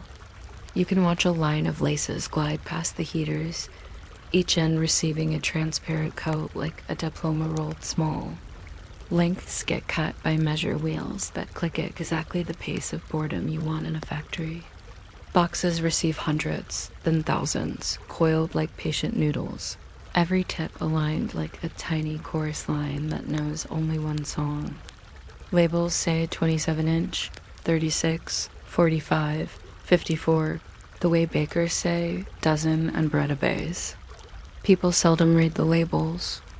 They buy by memory and put the extra pair in a drawer with lonely buttons. Not all tips go to shoes. String for parcels learned the trick, and newspaper bundles in the 20th century wore a glaze so the boy with the shoulder bag could pull a knot loose with winter fingers. Venetian blinds used slender cords with tougher tips to help them find their way through narrow slots. Military dress cords kept their bright metal aiguillettes as a promise that ceremony still respects a tidy end. In theater, drawstrings on curtains wear tips that keep them from unthreading themselves in front of society. Sailors put leather points on laces and lanyards so salt would not solve them. In bookbinding, a lace tip meant you could pull a thong through a board without creating a scene. We are surrounded by thread that has learned to wear shoes. Shoelace math is the kind that lets sleep linger. 6 pairs of eyelets suggest a lace about 45 inches if the shoe has medium ambitions. 7 pairs ask for 54. Boots with hooks on the upper rows enjoy 72 in a patient spirit. Bar lacing uses a little more. Straight European uses a little less.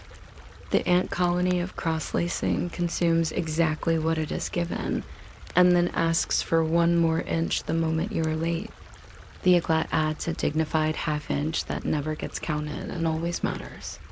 If an end breaks and you tie a knot at the tip in a style called making do, you will learn how knots behave under stress. They resemble opinions. Some people shorten laces rather than buy new ones. A hot knife cuts clean. The tip is remade at a kitchen stove while someone else says, kindly, that this is not necessary. The kitchen wins the argument because of the smell. There's etiquette, naturally, around a thing so small. Shoelaces want to be laced from the bottom up, over then under, like occasional breathing. When threading a fresh lace, you pinch the aglet between thumb and first finger as if it were a pen writing through leather, a comfortable lie that gets the job done. Pulling tips through with teeth is frowned upon, mainly because life offers so many other opportunities for dentistry. When an aglet goes wandering inside a hood string or a waistband, a safety pin becomes a spelunker's lamp, and the tip emerges. To applause, that sounds like air coming out of a drawer. Some people tape over the end, which works, though the aglet looks as if it has broken its arm.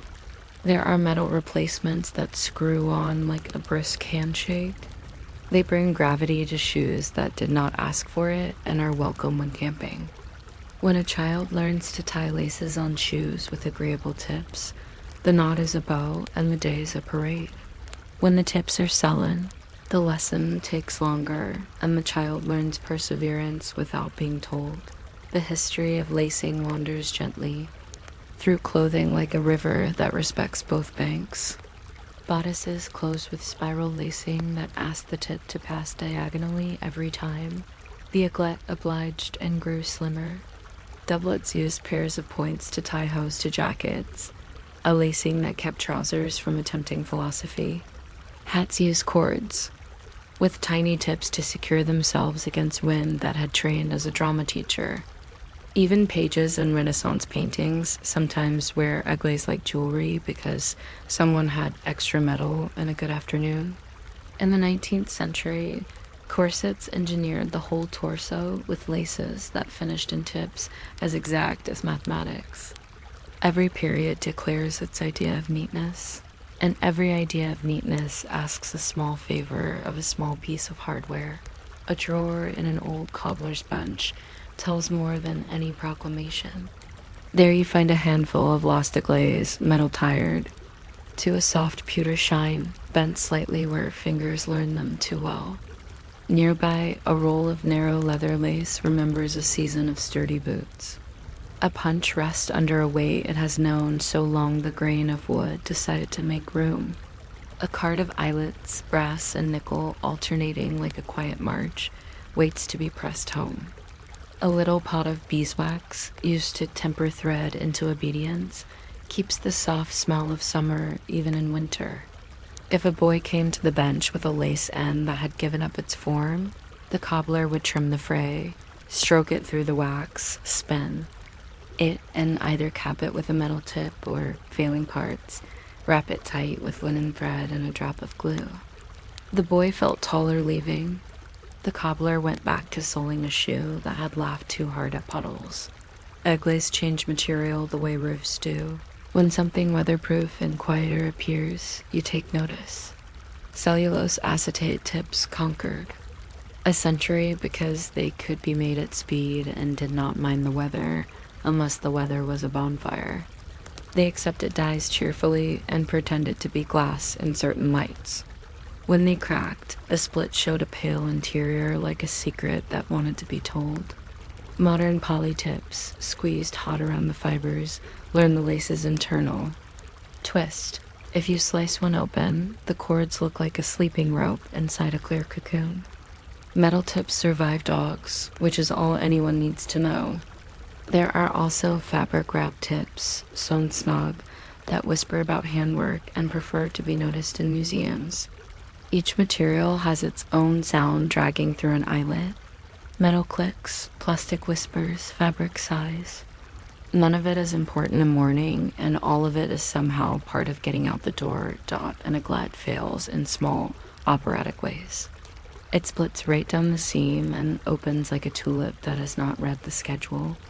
It slides off and leaves the lace surprised to be an uncombed cloud.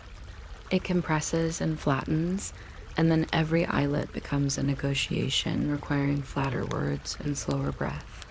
People adapt. They burn and pinch. They knot and cut. They borrow a tip from one lace to give to another, a little transfusion performed with pliers and patience. The shoe observes and says nothing. This is a relief. There are days when even shoes understand that diplomacy is not the same as conversation. You can count small cultural episodes by their tips. Soldiers on campaign were issued laces with brass. A glaze that gave their boots a brief chance at neatness before geography had its say. Ice skaters' laces were waxed strongly and tipped with tenacity because fingers in winter need every ally they can enroll. School children had laces that changed from white to gray by Tuesday, tips trying to remember what they look like at breakfast. City clerks polish their shoes and notice the alignment of their aglays without knowing they have noticed. Runners, discovering elastic no-tie laces with bulbous tips that lock like shy snails, declared a truce with knots and got on with the business of air. Everyone, at least once, threaded a lace into a needle called a lacing aid that makes an aiglette out of metal for a few seconds, and wondered why this tool is not famous. The aiglette has cousins on paper goods, which will keep us from worrying. Spiral-bound notebooks have coil tips dipped so they do not scratch desks. Those are aglays that learn the alphabet. Drawstrings on library bags wear heat-fused tips that smell vaguely of homework. Apron strings take cotton cones that would rather be called hems. Even cords on window shades conceal small metal tips crimped in place, living a secret life as gravity's intern. If you look for them, you will find tidy endings everywhere, all of them asking nothing more than to be pulled through a hole without complaint. It is a good ambition. Night has a way of unlacing things, and the aiglette agrees to rest. Shoes are set side by side like polite geese. The tips lean lightly on the mat, small exclamation points that have decided to whisper. In closets, spare laces sleep in their paper sleeves, and the plastic tips do not tangle because they comprehend boundaries. Somewhere under a couch, a single aiglette waits with the calm of an object that knows it will be rediscovered during sweeping day, and the reunion will be mostly laughter. In the morning, a hand will gather a lace, pinch the tip, and begin the tiny thread through that earns the day its rhythm. The aglet will return to work without reminding anyone what it has done for centuries. Its job is to end things neatly so that beginnings can occur, which is not a bad definition of kindness. If you are almost asleep, you may imagine the quiet click as a tip meets a grommet, the tug as it emerges into light, the soft crossing over the tongue, the ordinary miracle of 2 loops making a bow, and the small extra length of plastic or metal that keeps all of that from becoming a puzzle you did not ask for. It will happen again tomorrow. It will take less than a minute, and it will be the reason nothing else has to hurry. You might not expect a single loop of bent wire to have a personality, but a paperclip has opinions about order and keeps them very politely. It sits on a stack the way a gull sits on still water, not claiming ownership so much as announcing a temporary treaty. The famous one, the double oval some call the gem, holds pages together without biting them, which is a kind of office pacifism. If you are still awake by the time we pass through the difference between mild steel and spring steel, feel free to subscribe or don't. I'll simply tuck your preference under the top sheet and the clip will pretend it was always there. A clip is not a binder. It is a pause. It makes a small promise that these pages belong together for now, until a better idea appears or lunch intervenes. Before the wire learned to remember shapes, it was just wire with ambitions. Early clerks used straight pins, which made paperwork feel like tailoring and occasionally like first aid. Ribbon threaded through punched holes, actual red tape left the pages obedient but slow. A petition might wait 5 minutes while someone found the scissors and the formula for knots. Wax seals did nothing for page turning. Then wire began to be drawn thinner and truer, stretched through dyes until it behaved like a very patient line. The trick was resilience. If the metal took a bend and refused to snap, you could ask it to become a curve and then a habit. The gem pattern, 2 loops with the ends snug inside the outer oval, appeared in catalogs as if it had always existed, which is the best kind of invention. It held without teeth, lined up in desk drawers like musical notes, unsurvived pockets, which paper does not always do. A paperclip is a small bridge over the river called friction. The outside loop presses a page. The inside loop presses back. The whole thing asks the fibers to accept a gentle compression rather than a ceremony. The beauty is that it can be removed without leaving evidence, unless the paper has opinions about humidity. Alternative designs made their case. The Niagara had a little tongue that stuck out like a polite dog. The right used a triangular thought to pinch the margin. The owl enjoyed a round eye and an extra curl that felt decorative and was. Some clips had spikes, which is the stationary equivalent of shouting. Offices tried them, nodded in historical curiosity, and went back to the gem the way a diner goes back to toast. The gem works because it wants nothing dramatic from paper, only an agreement to remain neighbors for the afternoon. Manufacture is an unhurried ballet. A coil of wire arrives with the same energy as a good hose and is fed into a machine whose only sentence is curve. Rollers pull the wire forward while a pair of forming dies fold it around little anvils, one oval inside another, tappity-tap, the rhythm of modern patience. Each finished clip is sheared off with a sound like a tiny decision. Plain steel clips want a visit to the tumbler to smooth burrs, a miniature rock polisher full of steel shot that teaches edges to stop trying to be personalities. Some clips receive a flash of nickel, a mirror coat that resists rust and likes compliments. Colored vinyl arrives later with the cheerfulness of school supplies. Red for urgent, blue for calm, yellow for a day when the office needs to pretend it is spring. Boxes of 100 do not count themselves, but one suspects they could. They sit in tidy ranks that suggest stories about supply closets with moral character. Offices developed rituals around clipped paper because people do. A clerk aligns the top edges with a tap, then the side, then breathes, then applies the clip to the upper left, not right, because eyes, like trains, prefer familiar routes. 2 clips at diagonal corners mean please don't shuffle. A clip down the side means these pages fold back politely. A big black. Binder clip signals lawyerly thunder, while a small silver paper clip says, consider me after. Someone once declared that a vertical clip on the right margin was an exclamation point of bureaucracy. No one remembers who, but the right margin has been nervous ever since. There's a small pleasure in unfastening an old clip and finding the paper unmarked, as if you were receiving permission from the past to rearrange its thoughts. Of course they wander.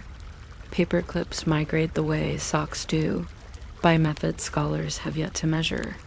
A desk begins the week with a full 10 and ends with 3 lonely shapes and a question. Clips escape to pockets, discover lint, then find themselves on conference tables where no one claims them. They hitch rides on memos to other floors and sleep in the bottoms of tote bags. Janitors sweeping under radiators harvest a winter crop of slightly warm stationery. A certain breed of cup on certain sorts of desks contains only paper clips and the pale archaeology of meetings. If you tilt the cup, an extra one will always slide out as if from a secret compartment, which proves that supply is a soft concept. Some of the best work a clip does is not about paper. Eyeglasses have rested an afternoon thanks to an impromptu repair where a clip played hinge and hero. A broken zipper has admitted a clip as a temporary pull and felt civilized.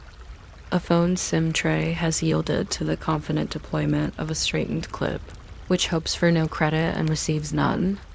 In the field, a botanist flags a specimen by clipping a label to a stalk, and the stalk agrees if the wind is polite. People set tablecloths against breeze with clips, make hooks for ornaments, reset the tiny springs in retractable pens, and keep chip bags in line despite better technologies that only pretend to be better. The clip is the opposite of an app. It works even when you forget what brand it is. There's a quiet geometry to placement. Clip at 12 o'clock equals formal. Clip at 11 suggests draft. Clip at 2 is continental. At 4 it is whimsical. At 6 it indicates the papers have been scolded and are to sit still. Down the side, halfway, tells the reader where the interesting part begins. Scholars of signals, there are very few official ones, and a million local can read a desk from a doorway. The best desks look like a city between rush hours, with clips holding little neighborhoods together, receipts, references, a stack that calls itself Thursday. When rain threatens, a clerk rescues a stack with 2 clips and the small umbrella of a folder. This is how weather learns manners indoors. Paperclip metallurgy is a bedtime topic in disguise. Mild steel, low in carbon, bends agreeably but loses its memory after several parties. Spring steel keeps the curve with more grit. Stainless is a little proud but resists the peculiar rust that crawls along forgotten memos. Zinc plating is the office cardigan. Modest, sturdy, refuses drama. Nickel shines with that I eat humidity for breakfast face. Copper clips tarnish into history and make accountants nostalgic. Brass clips look like they were born knowing priorities.